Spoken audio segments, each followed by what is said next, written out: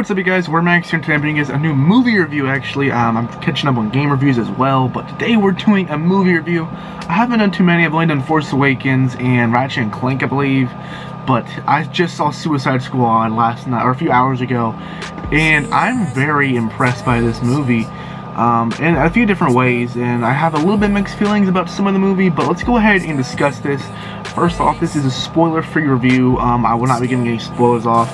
I'm not going to go ahead and do a spoiler review as well. I might do a discussion on like Instagram or Twitter if you guys want to, but that's up to you.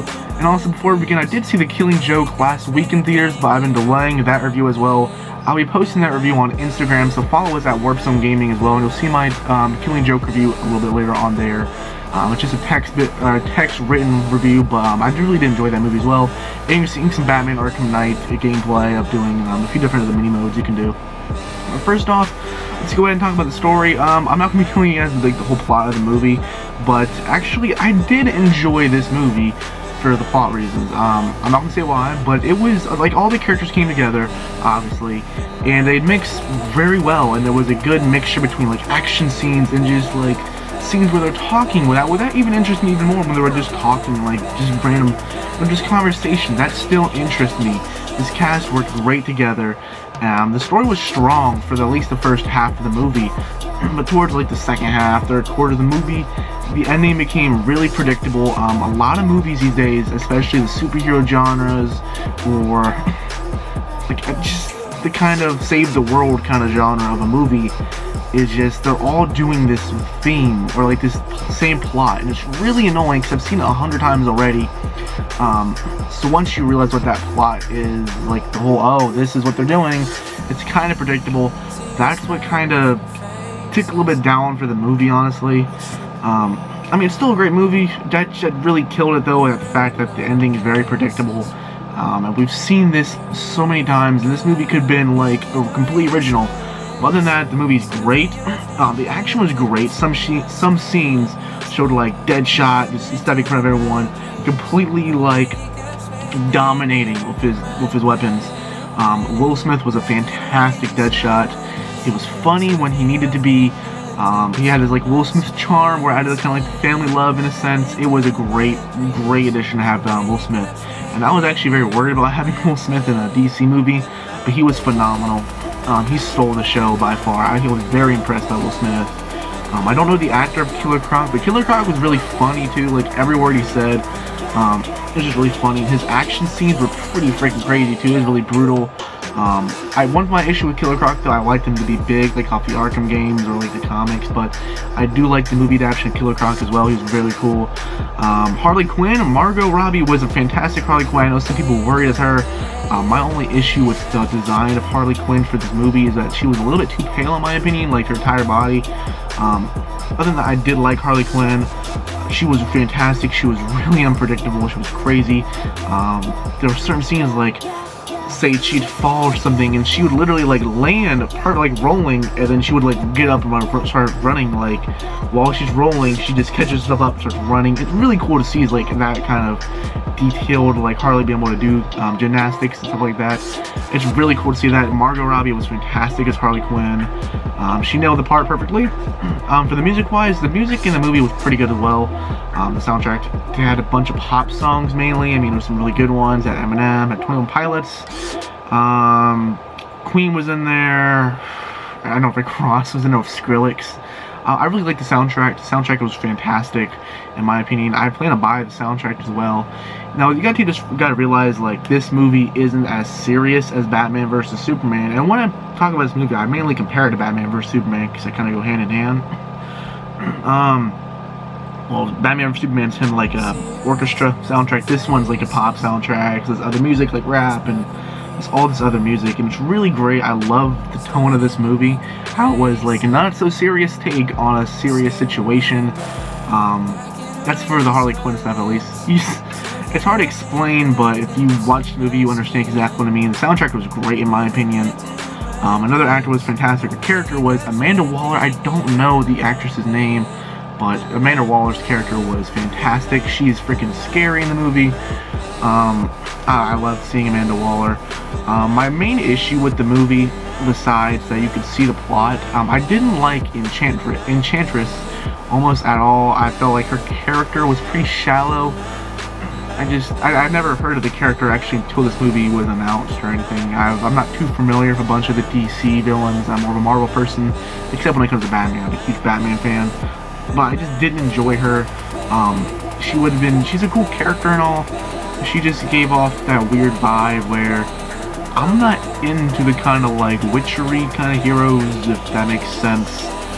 Like, gosh, I don't really have a good explanation. Like the whole Ra's al Ghul. Like Ra's al Ghul's cool, but he's not my favorite Batman villain.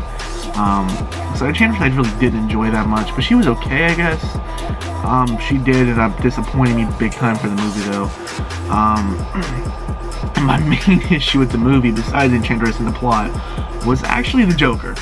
Now the Joker isn't as long as this movie as you thought it was. I thought the Joker would be, you know, in it for at least 30-40 minutes, because this means like 2.5 hours, I think 2 hours at least.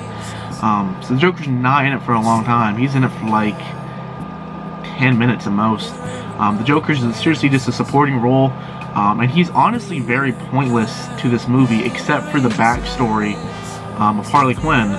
And so he's really pointless to have Jared Leto as the Joker in here. And I don't mean to be rude to say that. I mean, I'm a huge fan of the Joker. I love the Joker with passion. It's just, I felt like he was just kind of shoehorned in there for, you know, the kind of, hey, there's a selling purpose to see the Joker in there, because everyone loves seeing a new Joker situation. And he was great for the for the origin of Harley. He was necessary, but if they didn't go over the origin of Harley, then it would have been really pointless to have him in there. But I didn't enjoy Jared Leto as a Joker for two reasons, and the main reason, one of the reasons, was that he actually isn't in there enough, so I haven't gotten to see what all he can do. So in a sense, I didn't like what I've seen so far. His voice freaks me out, kind of, like it's just like it's not a Joker voice in my opinion. But I didn't see him enough, and I want to be able to see more of him in a solo Batman movie or in the Justice League movie possibly, so I can get a solid opinion, because right now I'm in the middle, leaning towards the not liking him so much side. But my main issue with Jared Leto's Joker, besides not being in the movie enough and being somewhat pointless, is that he tries, this version of the Joker tries to change the Joker more than any version I've seen before. Now, there have been versions I've loved, just like Heath Ledger Joker. The Mark Hamill Joker is my favorite. The Joker from The Dark Knight Returns is one of my least favorite. Mainly the TV show Jokers I'm not big into. But I mean, each actor has his own different take on the Joker. Cesar Romero was really like kind of the prankster. Jack Nicholson was like the killer Joker, while Heath Ledger was like the psychotic Joker. Mark Hamill balanced the Joker perfectly in my opinion. And this Joker tries to be modern in a sense where he's like, he's the mob boss type of Joker that is just kind of, it's really different. I don't see that much of past Joker in him. So it's like we're seeing a new character almost, rather than a new take. I know some of you are going to disagree with me. That's fine as well. This is how I see it though. I see only about half of the Joker in this new form of him. I see like Joker mixed with like drug lord, like the guy from Spring Breakers, I forgot his name, or the guy from True Romance, the bad guy, the one with the cocaine. I forgot his name, but like the white trash kind of mob boss. Like I just kind of see the Joker mixed with. It's an interesting take on. It's very interesting. I don't like it. It's like it's very hard to explain. I'm just not too big on him so far. And then I find the tattoos to be very pointless. There was one point in the movie where he had like the smile on his hand, and he just does this and he starts laughing. I thought that was very dumb. It wasn't supposed to be creepy, I guess. I mean, I didn't find it creepy at all. I found it to be very weird. It was interesting.